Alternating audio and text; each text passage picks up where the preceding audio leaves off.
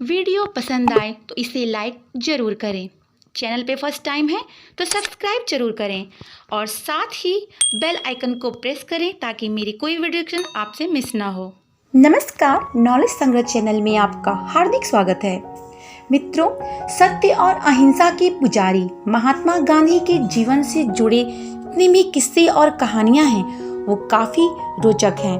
गांधी जी को श्रद्धांजलि अर्पित करने और सम्मान देने के लिए प्रतिवर्ष उनके जन्मदिन 2 अक्टूबर को गांधी जयंती के रूप में मनाया जाता है। कल 2 अक्टूबर है और गांधी जयंती की 191वीं जयंती मनाई जाएगी। हालांकि इस बार कोरोना काल के चलते ये माहौल थोड़ा कम में ही होगा, परंतु जो उनके जीवन से जो हमें सीख मिलती है, जो प्रेरणा मिलती है, वो तो आजीवन रहने वाली है। राष्ट्रपिता महात्मा गांधी ने भारत की आज़ादी में महत्वपूर्ण भूमिका निभाई।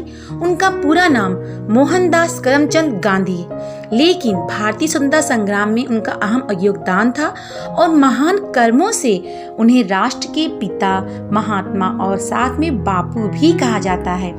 गांधी जी के बचपन की कहानियां बहुत ही चर्चित हैं। उनके स्कूल के दिन आज के बच्चों से बहुत ही अलग थे। 2 अक्टूबर गांधी जयंती के उपलक्ष्य पर मैं बापू के जीवन से जुड़ी कुछ ऐसी कहानियां आपके साथ शेयर करने वाली हूं जो आपकी लाइफ को एक प्रेरणा देगी, जो आपके जीवन को एक अलग ही मोड़ प्रदान करेगी, कुछ न कुछ सीख देगी। तो चलिए शुरू करते हैं। बापू के जीवन से जुड़ी हुई ऐसी कौन सी कहानियां हैं? तो सबसे पहली कहानी आती है कि बच्चों को गांधी जी से मिलना बहुत अच्छा लगता था। गांधी जी को भी बच्चों से बहुत प्यार था। एक बार एक छोटा बच्चा गांधी जी का पहनावा देखकर बहुत दुखी हुआ। उसने सोचा कि इतना महान व्यक्ति अच्छे कपड़े क्यों नहीं पहनता। वो गांधी जी के पास गया और उनसे पूछा कि आप कुर्ता क्यों नहीं पहनते। गांधी जी बच्चे से बोले, बेटा, मैं गरीब आदमी हूँ, मैं कुर्ता नहीं खरीद सकता। तो बच्चा बोला, आप चिंता मत कीजिए, मेरी माँ आपके लिए नया कुर्ता सिला देगी। गांधी जी ने बच्चे की बात सुनकर हाँ कर दी और बोले, बेटा, मेरे लिए वो कितने कुर्ते बनाएंगी? तो बच्चा बोला, जितने आप चाहो उतने। तो गांधी जी बोले, बेटा, मेरा परिवार बहुत बड़ा है और मैं अकेला ही कुर्ता पहनूं यह अच्छा नहीं लगता। क्या तुम्हारी माँ मेरे 40 करोड़ भाई बहनों के लिए कुर्ता सिलवा देंगी? वो बच्चा एकदम सोच में पड़ गया।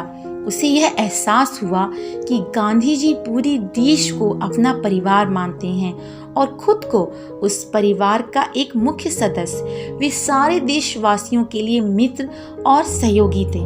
यह थी 1 नंबर की कथा। अब चलते हैं दूसरी कथा की ओर। मोहन राजा हरिश्चंद्र से बहुत प्रभावित थे। एक बार मोहन राजा हरिश्चंद्र का नाटक देखना चाहते थे। उन्होंने अपने पापा से भी नाटक देखने चलने के लिए कहा, लेकिन उनके पापा काम में बहुत व्यस्त थे, इसलिए मोहन अपने दोस्तों के साथ चले गए। वहां जाकर उन्होंने नाटक देखा। नाटक में राजा हरिश्चंद्र अपना सत्य वचन निभाने के लिए अपना राज्य और अपने परिवार को खो देते हैं। नाटक इतना प्रेरणादायक था कि नाटक में कहानी के अंत में सभी दर्शकों की आंखों में आंसू झलक पड़े। उस कहानी से मोहन जी पर इतना गहरा प्रभाव पड़ा। उसने सोचा कि उसे भी राजा हरिश्चंद्र की तरह कोई ऐसी शक्ति मिल जाए जिससे वो सत्य की खातिर किसी भी मुसीबत का सामना कर सके। मोहनदास ने अपने दोस्तों से राजा हरिश्चंद्र के बारे में बात की कि वे एक महान आदमी थे। सच का साथ देने के लिए उन्होंने अपना सब कुछ दांव पर लगा दिया। यह नाटक बहुत अच्छा है, इससे मुझे सत्य की ताकत का पता चला। यह कहकर उन्होंने सत्य की राह पर चलने का प्रण लिया। उस दिन मोहन ने सत्य में जीवन बिताना शुरू किया। बड़े होकर उन्होंने अपना जीवन सच के दांव पर लगा दिया। सत्य और साहस ने उसे जीवन की हर कठिन परीक्षा में विजयी बनाया। अब सुनते हैं तीसरी कहानी।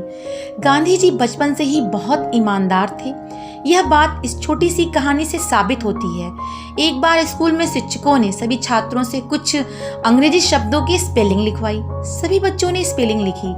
शिक्षक ने सभी बच्चों की स्लेट इकट्ठा की। उन्होंने देखा कि गांधी की स्पेलिंग गलती थी। उन्होंने गांधी से इशारा किया कि अपने पास के बच्चे की स्पेलिंग की नकल करो, लेकिन गांधी ने ऐसा नहीं किया। परीक्षा के अंत में शिक्षक ने गांधी से पूछा कि तुमने नकल क्यों नहीं की? मैंने तुम्हें इशारा किया, तुमने देखा नहीं? तो गांधी जी बोले, देखा गुरुजी, पर मुझे नकल नहीं करनी थी। शिक्षक बोले, तुम अकेले हो जिसका उत्तर गलत है। गांधी जी बोले, मैं जानता हूँ गुरुजी, पर मैं गलत रास्ता अपनाना नहीं चाहता। अब आप गांधी जी के बचपन से जुड़ी इस घटना से समझ गए होंगे कि महात्मा गांधी बचपन से ही कितने ईमानदार थे। अब चलते हैं चौथी कहानी की ओर कि बचपन में गांधी जी को मोहन के नाम से बुलाया जाता था। मोहन को अंधेरे में बहुत डर लगता था।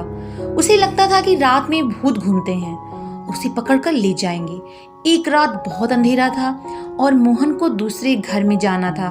उसने दूसरे घर में जाने के लिए सोचा तो बहुत, लेकिन वो अपनी जगह से हिल ही नहीं पाए। तब उस पर उसकी दाई रंभा की नजर पड़ी। उसने मोहन से पूछा, क्या हुआ बेटा? तो मोहन बोला, दाई मुझे बहुत डर लग रहा है।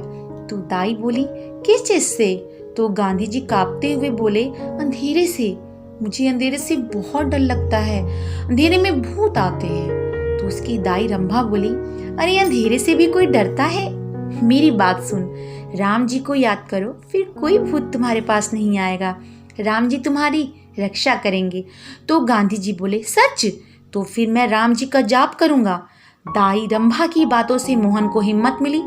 मोहन जी राम नाम का जाप करते हुए दूसरे घर में चले गए और उस दिन से मोहन कभी अंधेरे से नहीं डरे। वे सोचते थे कि उनके साथ तो राम है। इसी विश्वास ने गांधी जी को जीवन में ताकत दी। अपनी मृत्यु के समय भी गांधी के नाम पर आखिरी शब्द राम का ही था। अब सुनते हैं गांधी जी के जीवन की 5वीं कहानी। दक्षिण भारत में भारतीयों को कूली के नाम से बुलाया जाता था। महात्मा गांधी जी को भी यह अनुभव सहना पड़ा। एक बार गांधी जी ट्रेन के प्रथम श्रेणी के डिब्बे से प्रिटोरिया, जो कि दक्षिण अफ्रीका की राजधानी, वहां जा रहे थे। उस समय काले और गोरे लोगों में बहुत भेदभाव था। प्रथम श्रेणी के डिब्बे में काले लोगों को यात्रा करने की इजाजत नहीं थी। गांधी जी को प्रथम श्रेणी के डिब्बे से निकाल दिया गया। महात्मा गांधी ने कहा कि मेरे पास प्रथम श्रेणी के डिब्बे का टिकट है। उन्होंने उनसे काफी बहस की, लेकिन क्रूर अंग्रेजों ने उनकी एक नहीं सुनी और गांधी जी को सामान के साथ ट्रेन से बाहर निकाल दिया। इस घटना ने महात्मा गांधी के जीवन का रास्ता ही बदल दिया। उन्होंने सोचा कि यह तो पूरी मानवता पर अन्याय है, मैं इसका मुकाबला करूंगा। उन्होंने ऐसे अन्याय के खिलाफ सत्य के हथियार का इस्तेमाल किया और इसी हथियार को सत्याग्रह आंदोलन कहा गया। मित्रों, मुझे पूर्ण आशा है कि गांधी जी के जीवन से जुड़ी हुई इन कहानियों से आपको कुछ न कुछ प्रेरणा और सीख अवश्य मिली होगी। तो इस वीडियो को लाइक जरूर करिएगा। चैनल पे फर्स्ट टाइम आए हैं तो मेरे चैनल को सब्सक्राइब भी जरूर करिएगा और इस कहानी को अपने फ्रेंड्स और फैमिली के साथ शेयर भी करिएगा। फिर मिलती हूँ मैं ऐसे ही यूजफुल इन्फॉर्मेशन के साथ। तब तक के लिए धन्यवाद।